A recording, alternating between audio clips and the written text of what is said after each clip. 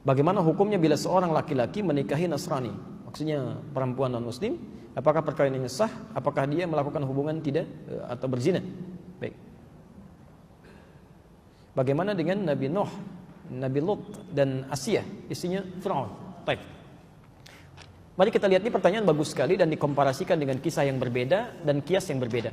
Pertama, larangan menikah beda agama, itu jelas sekali. Quran surah kedua Al-Baqarah ayat 221, posisi paling kanan sebelah atas. Quran surah kedua Al-Baqarah ayat 221.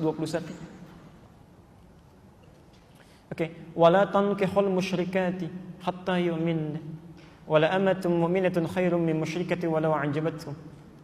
Wala tunkihul musyrikina hatta yu'minu, wala 'abdun mu'minun khairum min musyriki walau a'jabakum. Ulaika yad'una ila an-nar. Ulaika yad'una ila an-nar. Allahu akbar. Wala tankihul musyrikat, jelas, dan jangan pernah nikahi perempuan yang musyrik. Jadi enggak boleh laki-laki muslim menikah dengan perempuan yang musyrik, itu enggak boleh, haram hukumnya.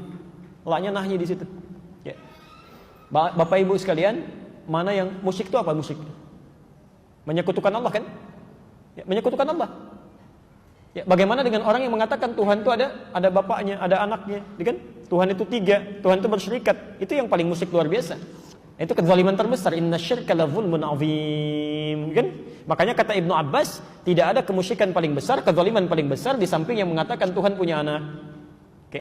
Jadi kita langsung bisa jawab saja bahwa seseorang yang menikah dia dalam keadaan muslim, sudah tahu dalam keadaan muslim, kan?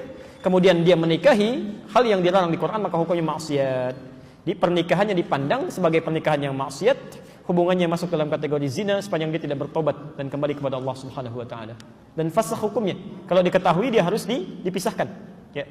Kalau perempuan, hati-hati. Bahasa Qur'annya wala tunkihu, jangan dinikahkan.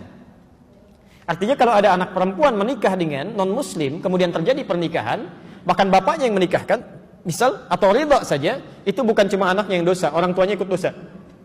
Ikut dosa. Karena beban dari perempuan itu yang menikahkan walinya. Jelas ya? Itu walinya, hati-hati ya, hati-hati. Adapun kasus dengan Nabi Nuh itu berbeda, lain halnya. Ya, beda. Anda harus bedakan antara muslim dengan muslimah yang bermaksiat. Lain gitu kan? Ya. Nabi Nuh dalam keadaan muslim, dia berislam dengan baik, dalam keadaan sebelumnya sudah berumah tangga. Ya, diangkat mendapat hidayah, diangkat ditetapkan sebagai seorang rasul. Ya. Sama, Nabi Muhammad SAW itu kan hanif sebelumnya. Khadijah juga demikian. Ketika Nabi Muhammad diangkat sebagai seorang rasul, ditetapkan, ngajak istrinya kan berdakwah. Itu sudah berumah tangga, sudah hanif sebelumnya. Maka diajak mau ikut. Nabi Ibrahim ketika menemukan Allah, tadinya kan mencari. Lihat matahari, lihat bulan, lihat sana sini gitu kan. Sampai menemukan Allah, diajak istrinya beriman. Nabi Nuh juga dalam keadaan demikian, mendapatkan risalah, beriman, diajak istrinya. Ya? Ketika tidak mau dia beriman, bahkan anaknya tidak mau, Quran turun mengatakan innahu laisa min ahlik, dia bukan keluargamu. Selesai. Pisah di situ. Tapi berarti dakwah berjalan. Ya. Sama dengan Asiyah kan? Asiyah dengan Fir'aun sudah berumah tangga sebelumnya. Ya, ketika Musa diutus didakwahi, Asiyahnya beriman, Fir'aunnya tidak. Ya kan? Cuma dia menyembunyikan imannya untuk berdakwah kan? Dia ajak dan sebagainya. Ya, itu poinnya. Itu poinnya. Tapi kalau misalnya seseorang sudah beriman sebelumnya, sudah muslim, ya, dan dalam keadaan belum menikah, tidak boleh menikah dengan pasangan yang bukan muslim atau tidak seiman. Dosa hukumnya. Dan bahkan, maaf bahasa Qur'annya, ulaika yad'una ilan nar. Nanti banyak madaratnya yang mengajak pada neraka. Hubungannya sudah salah, pandangannya sudah keliru, semuanya zina aja. Ya, haram gitu kan? Dan sebagainya. Dan segala perangkat kehidupannya akan kacau, nggak akan enak tuh. Nggak akan enak, ya. Tidak ada kemunafikan terbesar kecuali di satu tempat, mohon maaf ya, satu tempat ibadah pada Tuhan yang berbeda, tapi sama-sama saling mengingkari. Ya kan? Kita toleransi aja, nggak apa-apa. Kamu ibadah di sini, saya di sini. Kamu kamar sini, saya kamar sini. Tapi ketika berdoa di sini mengingkari, ya, yang itu nggak benar, ini yang benar. Ini mengatakan itu nggak benar, ini yang benar. Nggak akan maslahat kehidupannya. Ya. Makanya kata Buya Hamka dulu, sesungguhnya orang-orang, maaf, yang terjebak dengan kemunafikan tingkat tinggi, yaitu orang yang hadir pada ibadah agama umat lain. Itu hipokrit paling tinggi kata beliau. Karena dia datang pada satu acara, hatinya mengingkari. Kok bisa hati orang mengingkari datang pada satu tempat yang ada? Ya. Anda diundang ke satu tempat, tapi Anda nggak suka dengan acaranya, segalanya Anda ingkari itu, tapi Anda hadir di situ, kan aneh itu. Ya. Itu paling aneh. Ya. Makanya pendiri Nahdlatul Ulama, Kiai Haji Muhammad Hashim Asy'ari, itu pernah menulis kitab. Beliau punya 19 kitab. 19 kitab. Dari 19 kitab ini, kitab keduanya namanya judulnya Risalah Ahlus Sunnah wal Jamaah. Halaman ke-14, paragraf yang pertama bagi 1 sampai dengan 4. Posisi paling kanan sebelah atas. Di kitab ini, itu disebutkan Pak Ibu sekalian. Kalau Anda lihat di halaman ke-9 ya, itu judulnya tentang Faslun Awwalu Dhuhuril Bid'ah fi Ardi Jawa. Pasal yang menerangkan tentang awal munculnya bid'ah di tanah Jawa. Bid'ah yang dimaksudkan bukan bid'ah fikih, bukan, tapi akidah. Jadi aliran sesat. Ya, aliran sesat. Kata beliau, "Wantisyaruha fi ardi Jawa wal mubtadi'ina fiha." Dan penyebarannya di tanah Jawa, di pelosok Jawa dan orang-orangnya, tokoh-tokohnya. Itu begitu menyebutkan kalimat pertama, kata beliau, adalah penduduk Jawa itu seluruhnya. Seluruhnya itu Ahlus Sunnah wal Jamaah. Ahlus Sunnah wal Jamaah. Tapi tibalah kemudian di tahun 1330 Hijrah. Alfun wa thalathimi'atin wa thalathina hijriyatan. Tiba-tiba entah dari mana masuk paham-paham ke Jawa, merubah keadaan-keadaan Ahlus Sunnah itu. Bahkan ada penyimpangan-penyimpangan. Ya. Halaman 10-nya paragraf kedua baris 1 sampai 3, posisi paling kanan sebelah bawah. Di antara aliran menyimpang itu, ini bukan kalimat saya, tapi saya bacakan kembali dari kalimat kitabnya. Wa minhum rafidhiyuna. Di antara aliran menyimpang itu yang bid'ah itu ada aliran Rafidah. Rafidah itu nama lain dari Syiah. Ya, disebut Rafidah dari kata rafadha artinya menolak. Karena Syiah itu menolak kekhalifahan Abu Bakar, Umar, Uthman. Ya, mereka katakan Ali yang berhak. Itu disebut oleh Syekh Hasim yang mendirikan Nahdlatul Ulama tanggal 31 Januari 1926. Itu aliran menyimpang. Dulu nggak ada Syiah. Tiba-tiba muncul kata beliau. Ya sebuna Sayyidina Abu Bakr wa Umar radhiyallahu taala anhuma. Ya mereka seringkali mencela ya kehalifahan Abu Bakar dan Umar, semoga Allah meridhai kepada keduanya. Wa yubalighuna Ali bin Abi Thalib wa ahli baitihi. Ya, dan terlalu mengkultuskan Ali dan ahli baitnya. Kita harus menghormati, ya, menghormati, menyayangi ahli bait dan sebagainya, tapi tidak kemudian menjelek-jelekan sahabat yang lain. Ya. Tapi yang menarik di halaman 14, Masya Allah, Anda bisa pastikan, kata beliau, bahkan ditemukan ada orang-orang ya, yang ikut-ikutan ilal kanais. Maaf, ya, ke gereja. Kanais itu jamak dari kanisah, ke gereja. Jadi tahun 1330 itu sudah ada yang ikut-ikutan. Ya. Kan Portugis pertama kali yang membawa, Portugal yang pertama kali membawa agama Kristen Katolik ke kita, ya, ke Nusantara tahun 1511 lewat Selat Malaka. Dia masuk ke wilayah timur membawa 3 misi, gold, glory, and gospel. Ya. Gold, dia mencari rempah-rempah, ya, emas dulu disebut dengan emas hijau. Jadi ada teh, ada kopi. Ya, dan dikemas kemudian oleh Belanda di kemudian hari. Dia coba tanam kopi di wilayah yang sekarang disebut dengan Pondok Kopi, tapi dia gagal. Ya, lalu dia pindah ke daerah ke Pariangan, ya, Periangan, ke daerah Bandung ke sana, dekat sedikit ke Malabar, berhasil di situ sampai ekspor pertamanya itu nomor 2 setelah Yaman. Ya, Yaman punya Arabica saat itu. Kemudian ekspor keduanya sama dengan Yaman, ekspor ketiganya melebihi Yaman.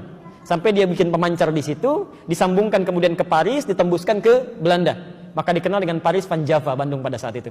Nyambung, ya. Makanya kalau Anda ke Belanda atau ke Eropa mengatakan I want a cup of Java, ya, I want a cup of Java, itu minta kopi.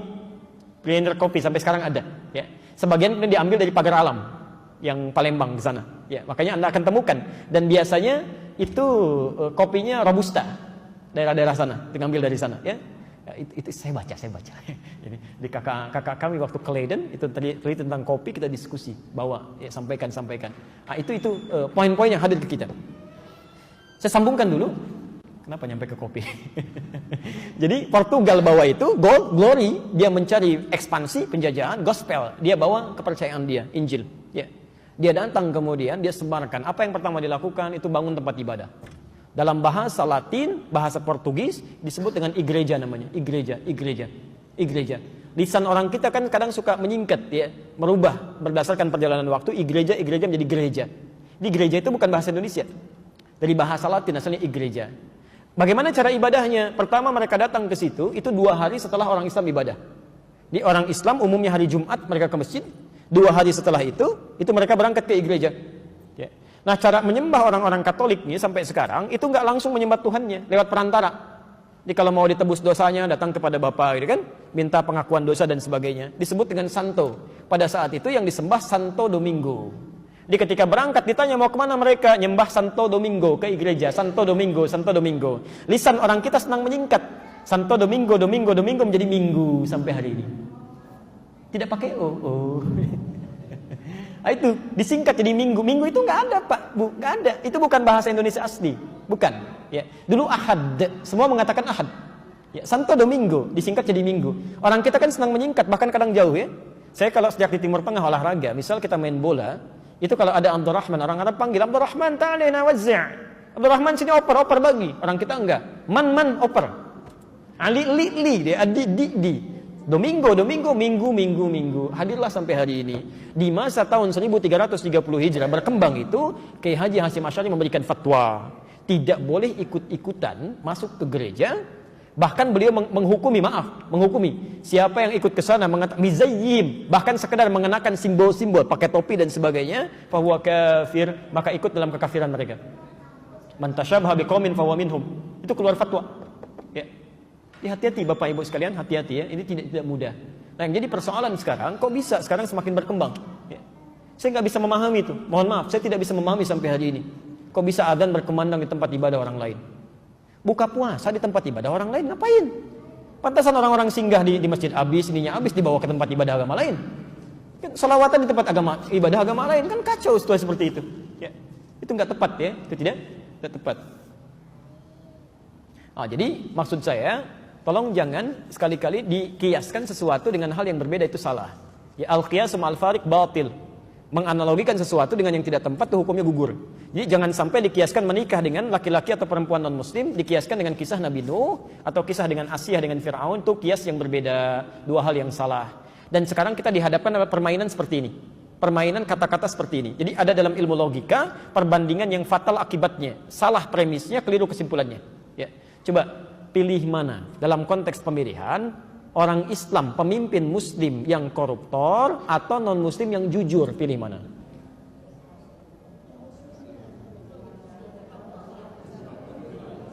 Kan? Pelan-pelan. Itu nggak ada jawabannya. Karena pertanyaannya salah. Pertanyaan yang keliru melahirkan jawaban yang salah.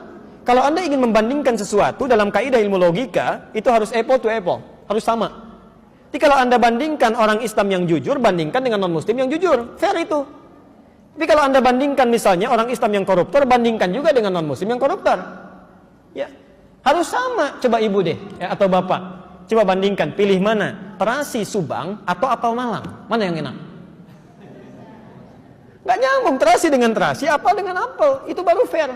Nah sekarang kita pikiran kita diacak tuh, lebih baik non-muslim yang gak dapat hidayah tapi jujur dibandingkan dengan orang Islam yang koruptor. Emang semua orang Islam koruptor? Silahkan cek banyak yang baik kok, itu penyesatan logika itu, salahnya fatal di situ. Ya. Kecuali kalau perbandingannya sama, misal muslim yang koruptor dibandingkan dengan non-muslim yang koruptor, pilih mana? Jangan dipilih, dua-duanya salah. Dua-duanya keliru, cari yang baik ya. Cari yang baik.